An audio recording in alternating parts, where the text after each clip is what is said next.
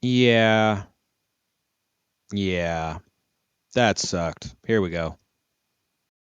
You are Locked On Ducks, your daily podcast on the Oregon Ducks, part of the Locked On Podcast Network. Your team every day.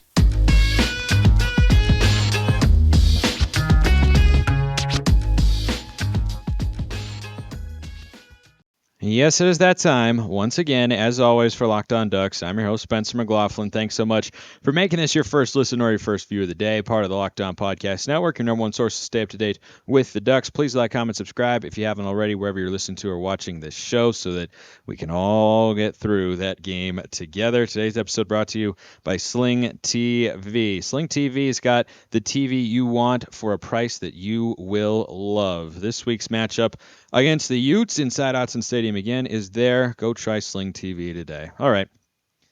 Yep, let's talk about it. Let's get it all out. Let's just vent about it, shall we? This is right after the game. Just got home. If you're watching on YouTube, you can see I came from the Southern Utah basketball gym where I was broadcasting a game, stuck with the suit. You guys liked it. Trying to give you something that you like, because I know you didn't like that game. I know you didn't like that game. And I'll be straight with you, Duck fans, as I always have been, and I always will be. That is my number one promise to all of you. I'll always be super straight with you. Number one, this is a stream of consciousness pod, because that's what this sort of game deserves. Just a raw, emotional reaction so that we can all get it out, get through it together, move on, and recognize that there are still a lot of things to play for in the season, though not as many as there were going into that game. And that number two, I didn't like that game either. I didn't like a lot of things that I saw in that game. Let's start with why Oregon lost that game. I do not want to see, I'm sure I will, but I don't want to see a single comment, not one, not a single comment that mentions the officials, unless you have first outlined that that is the worst Oregon defensive performance since Brady Hoke was the DC, and he got fired. I'm not saying Tosh Lupoi should be.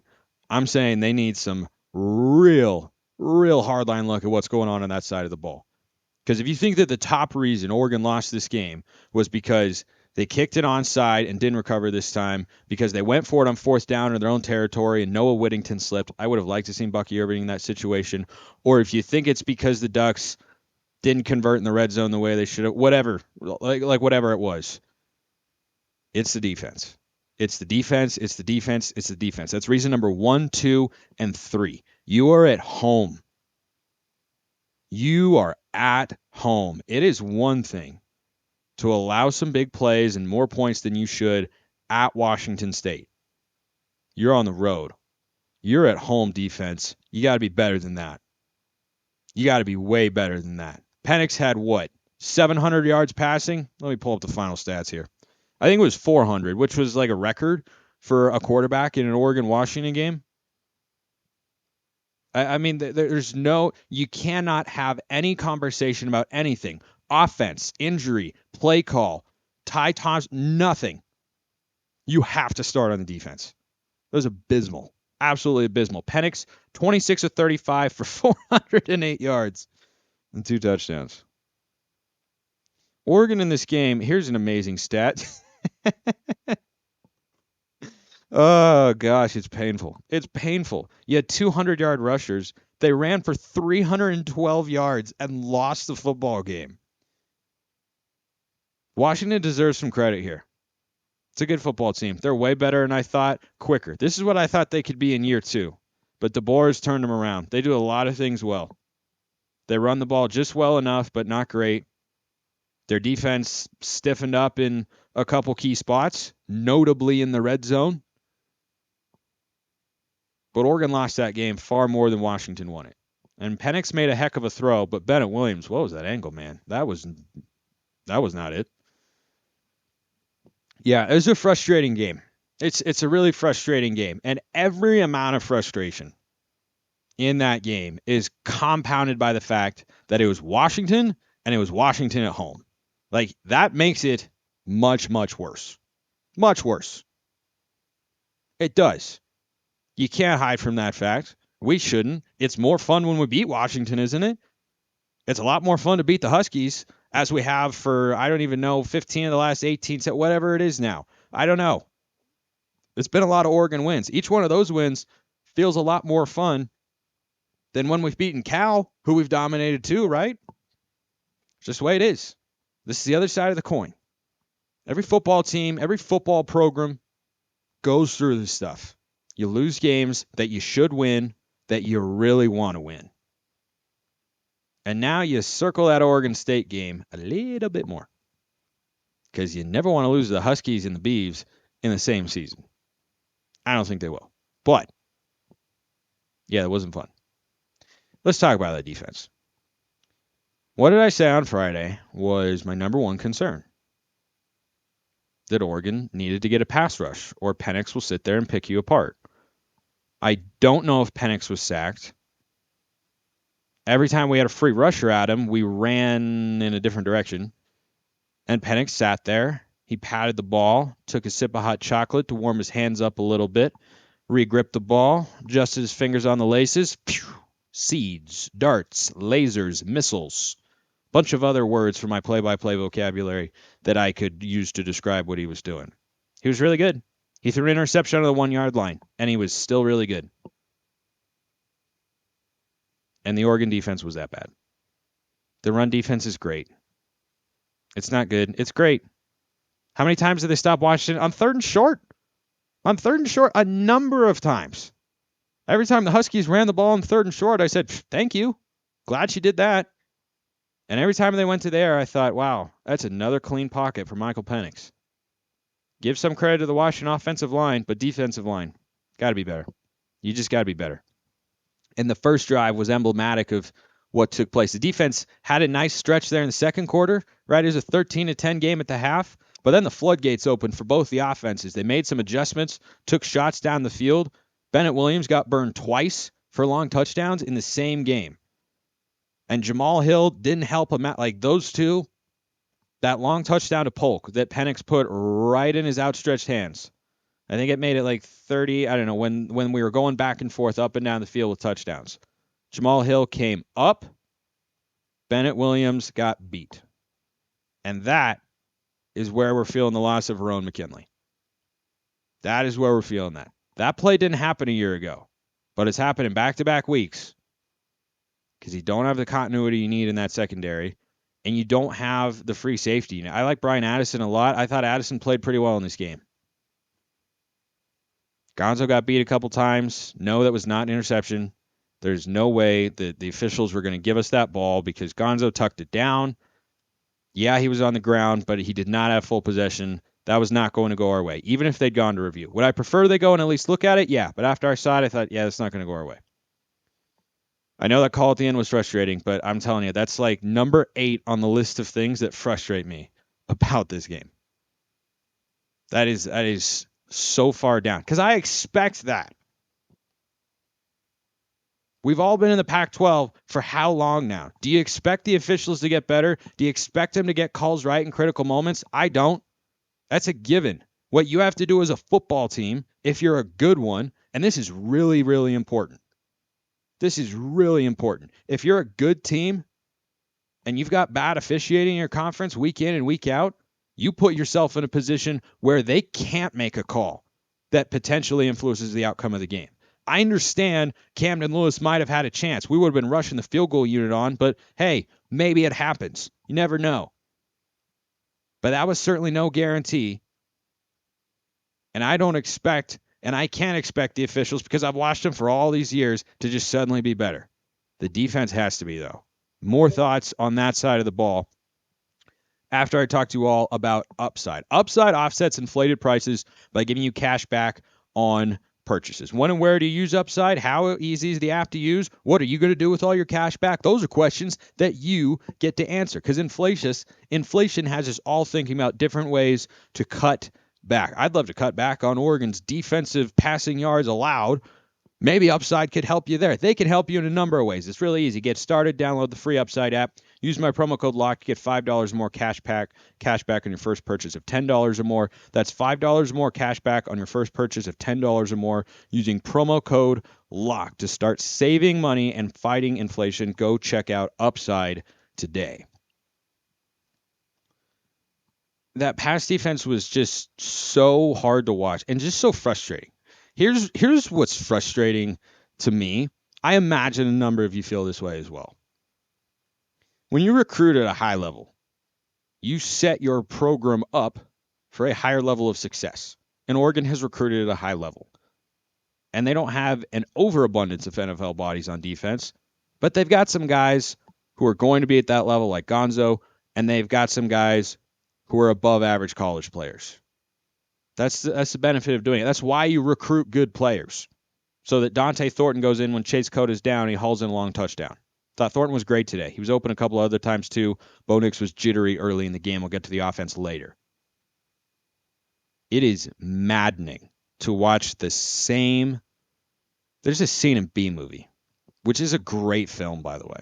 It's a great film. Jerry Seinfeld, Matthew Broderick, where Jerry Seinfeld as a B is ramming his head into the glass. And because he's a B, he can't figure out how glass works. It's clear. Why can't I go through it? What's there? And he rams his head into the glass over and over. He goes, maybe this time. And then he touches it, just goes, oh, that is diabolical. That's Oregon's third down defense. 3rd down and 7, 3rd and 10, 3rd and 14. Yeah, why don't we give him an 8-yard cushion, see what happens? Well, maybe this time it'll work, or this time. And I'm sitting here going, wait a minute. If you have, I understand Washington's got a great receiving core, but you know what they do really well? They get open in zone coverage. They made some contested catches, but you got to force them to do that. It is maddening to watch the same script play out on 3rd down time and freaking time again. No pass rush, soft coverage, and a wide open receiver. How many receivers were wide open in this game? I lost count. How many of them on 3rd down? I again lost count. There are so many issues on the back end of that defense. And look, Lanning stepped up to the podium, said this is 100% on me. That's what I want to hear from my head coach. Because some head coaches lose a game to a rival like this, punch a player, and get fired. That's how you know you've got a guy who, at the very least, is an adult in the room. So I think that just watching this defense is going to drive me insane if they can't figure it out. And we hear them talk about it. 3rd down and red area. By the way, that swinging gate fumble on the 3-yard line. What the hell was that, Dilly? Oh, my gosh. That was... Ay. No, don't do that again. Just line up and run the football. I can't believe that's got to be the first time Oregon's ever run for 300 yards and lost. There's no way we've ever run for 300 yards and lost a football game. There's no way that's happened. But I want to go back to the defense here. It's infuriating to recruit the caliber of athlete you need to be a conference champion, to go toe-to-toe with anybody in your league, and to sit in there and play soft zone and not be able to get a pass rush. It's infuriating. It's infuriating. There's no other way to feel about it. It is so... I mean, that opening drive was just a microcosm, a perfect representation of the things I've been talking about here on the show. Those chickens, yeah, they came home to roost. You can get away with it against Colorado and Cal. Not Washington, not Utah, not Oregon State. And I thought there would be a bend but don't break component. But they got down in the red zone, and they held a couple times. But they allowed the big plays. And that's what I was talking about with Oregon. Can you prevent the big plays? Can you get pressure? They didn't do either of those things. There was one other thing. Honestly, I forgot what it was. But I said if they could do 2 of the 3, I'd feel good. They did not have those 2 things, and it wasn't close. But to see the 3rd and longs just become first downs over and over. There's this Family Guy scene where I love Family Guy. And there's this scene where Meg comes home from prison and she's all tough and she's establishing her dominance in the house. And she says, "Well, who's the toughest guy here?" Peter raises his hand and then Meg beats him up. And then she says, "Who's the funniest person here?" And Peter again raises his hand. I'll save my Family Guy impressions for another day. It's not the right time. But and then as Meg is beating him up again, Chris says, "For goodness sakes, Dad, have some humility. It'll save your life." That's how I feel. Like I feel like we're just Peter right now. It's just third down defense. Just, yeah, here we go. Let's try the same thing again and see if we're going to get a different result. It's mind-boggling. Like, we don't bring zero pressure and just let our corners cover. And then even when we do have safeties, we still get beat over the top. Tosh Lupoy, Dan Lanning need to go to work on that unit because that is one of the worst defensive performances I have ever seen from the Ducks. Ever. I mean, that was abysmal. All right.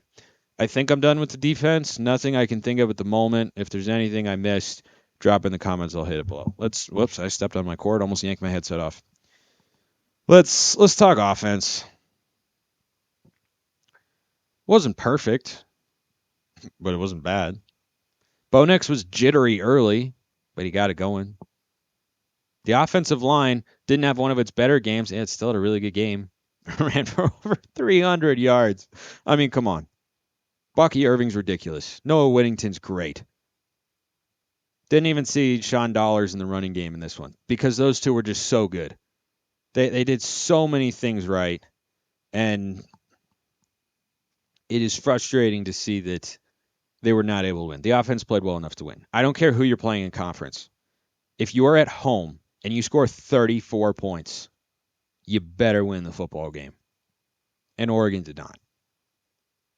They did not win the football game, and it wasn't because of their offense. Did I like the decision to go for? I don't mind the onside kick, by the way. I really don't. Defense. Here's the thing. And you know what? I'm going to defend the onside kick and going for it in your own territory. I just spent 15 to 16 minutes talking about how bad that defense was, save for one stretch in the second quarter. They were putrid. Are you going to rely on them to make the game-winning play? I don't mind the onside kick. Held them to a field goal. That's fine. They were going to move it down the field anyway. You go for it on 4th and short deep in your own territory. Yeah, I'd like to have Bo Nix on the field. Get to that play call in a moment. But do I mind it? No. Noah Whittington slipped. Or maybe he picks up the first down and we aren't having this conversation. Quick side note here. Ty Thompson's in there, chance to go down the field, win the game, and the staff doesn't trust him to throw the football. That's where he's at. Back to the actual game. You ran for over 300 yards. It was, 6, 7 yards a carry? Let's see. Oregon ran the ball 6.1 yards per carry. Even with the injuries there on the offensive line. Where else are you going to go? Who are you going to rely on? I mean, you were doing to Washington what Georgia did to Oregon in week 1 there for a while. Let's just run it off, throw it out wide. Nah, they got no answer. Why wouldn't you rely on your offensive line? I understand if you're saying, no, you should punt the ball. But I'm not going to come on here and rip Dan Lanning for going for it there. Because you had a chance to win the game with your offense, rather than try and hold on to the game with your defense, which had been, checks notes, awful. They'd been awful. And one of my hopes, and this is kind of the culmination of the letdown of this feeling that's kind of been building this year, was that Lanning and Lupoy schematically on defense would be better situationally than Tim DeRuyter was last year. Yeah, that hasn't happened. Better happen in the coming years, or the Ducks will not have a college football playoff season, which I don't need to tell all of you is done for this year, unfortunately. But yeah, more on the offense in a moment. Specifically, that play call there where Bo Nix ended up getting hurt. This week's thrilling moment in college football, I don't know if there was a thrilling moment. Well, there were a couple. Is brought to you by Nissan. The thrilling designs behind the new lineup from Nissan are intended to empower drivers and vehicles as capable as the driver themselves. When I think of unbelievable abilities on the field for this week's thrilling moment, it has to be that gorgeous, beautiful, majestic throw from Bo Nix to Dante Thornton for, what was it, a 50-something yard touchdown. We'll get the numbers here just for the sake of being accurate, but it was a 46 yarder. He laid it out beautifully. He took a shot. Dante Thornton, big time play, still has the potential to be a big time receiver.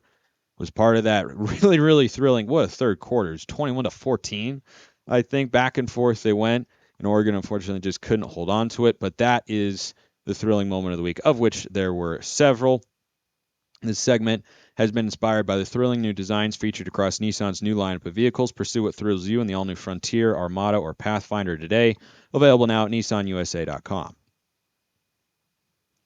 So Oregon is going on a drive reminiscent of Cal circa 2010 on the road, undefeated season on the line, and they used about 7.5 minutes of clock, and they ran it out, took a knee. And Oregon was going down the field just pounding it.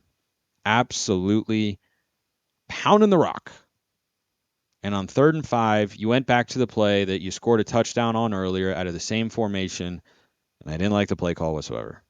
That's the worst play call that Dillingham had all night, except for that swinging gate rush to 14J. That play call, it didn't end up coming back to hurt Oregon because they got to stop and then went down and scored a touchdown.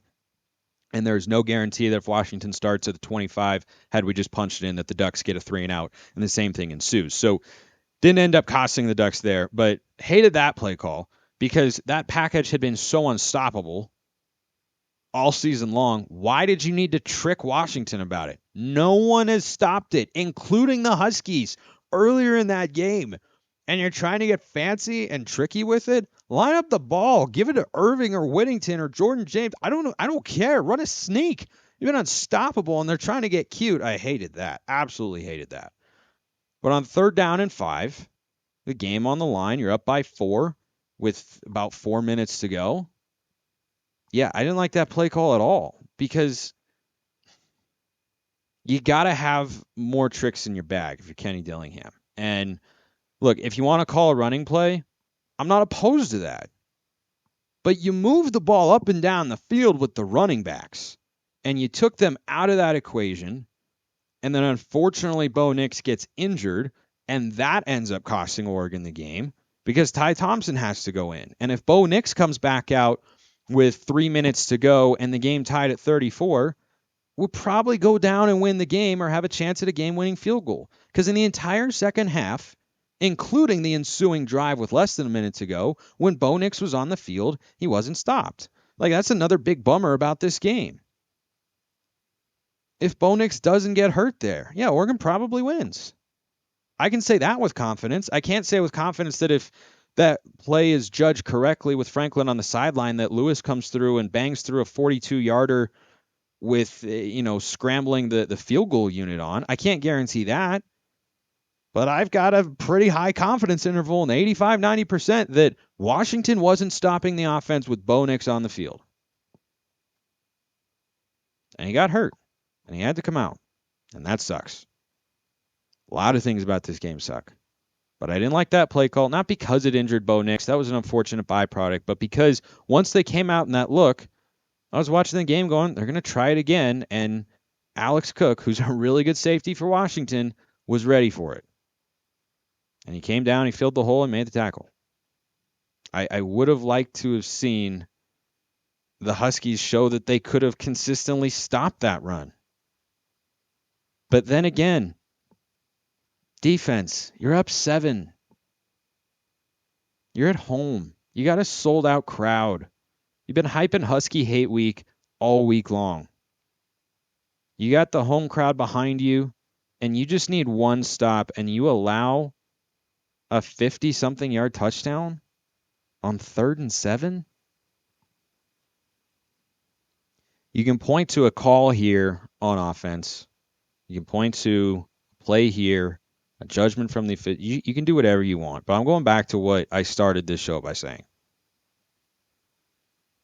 That game is 100% on the defense. It starts and ends there. Everything else, bleep, happens over the course of the game. It does. It does. You didn't convert a 3rd and 5. You didn't get an onside kick. You slipped, handing the ball off. That stuff happens. But if Michael Penix had thrown for 350 yards in this game instead of 400, Oregon wins. Do not look anywhere else. I know the officials missed the call, but again, there's no guarantee. And we don't want to be those sorts of fans that are saying, well, the officials did this. Yeah, the officials are bad for everybody. It's Pac-12. And just sports in general. It's a tough job, and a lot of them are just not very good at it. That's the way it is. Don't put yourself in the situation where they can determine whether your team gets another opportunity to win the game. That's the takeaway here. Be better defensively. Be better on 3rd down. Stop allowing receivers to run wide open when you're sitting in 7 and 8 yard zones and creating absolutely no pressure. I would rather Oregon run cover 0 every single play defensively than sit in more soft zone. I seriously would. I'm that tired of seeing it. It's really frustrating. Let's take a breath. I know it feels like everything is lost right now. Feels like all those 8 wins just don't mean as much. Not true. Not true whatever. We don't need to be talking about firing coaches, retooling the stat, nothing like that. You lost a close game to a good team in a rivalry matchup. Take a breath. Is it going to hurt for a few days? Yeah, it will. Yeah, it will. Next time I talk to you here on the show, I'll be in Hawaii with my parents. It's going to sting over there, too. It's going to sting. But brighter days are ahead. There's still a Pac-12 championship and a Rose Bowl to play for this season. I like both of those things. I like both of those things for Dan Lanning and company in year 1. I really do. Is it a bummer that the playoff is officially out of the conversation? Yeah, it is. Because it's nice to be up there. But if I told you before the year that with 2 regular season games to go, it would be win and get in to the Pac-12 championship game, I think we would have taken that. And it's important to keep perspective here. It's easy to get caught in the moment, to get frustrated. But I tell myself this when I'm golfing all the time. It applies here too. You want to ride the emotional wave because you get frustrated, you get motivated to bounce back. When things are going well, you start to boost your confidence. But you got to be here. You don't want to go up here. Just because you make a birdie on the 4th hole doesn't mean you're shooting 600 today. And just because don't go here either. Be here. Just because you make a bogey at the 1st doesn't mean you're about to bogey every single hole. Don't get too high. Don't get too low. Assess what happened. Take some deep breaths. Lean on Duck fans. And you know I'm always here to talk to you. Shoot me your questions. YouTube, Twitter, still answer them. Still doing shows all week. We'll just be live from Hawaii. All right? Okay. Good talk. Appreciate everyone listening. Have a wonderful rest of your day, and go Ducks.